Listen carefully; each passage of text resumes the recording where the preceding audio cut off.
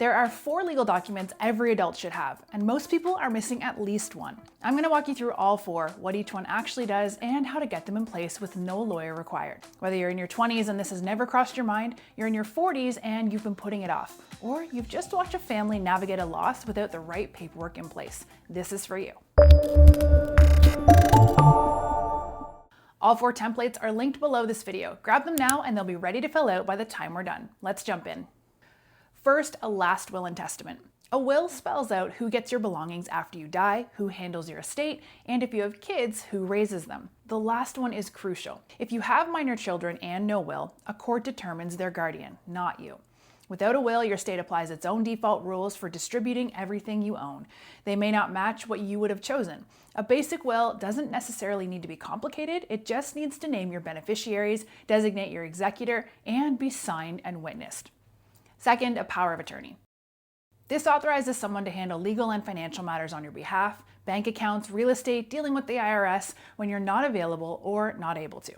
2 things people get wrong about this. 1, it doesn't give someone unlimited control.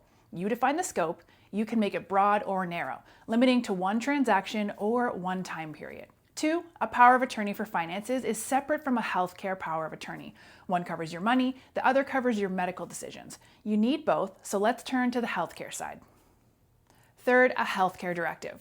This does 2 things. For one, it names a healthcare agent, someone who makes medical decisions if you can't. This is often called a healthcare power of attorney. Secondly, it records your medical wishes on end-of-life matters like resuscitation, life support, and other end-of-life care or treatment. This is referred to as a living will.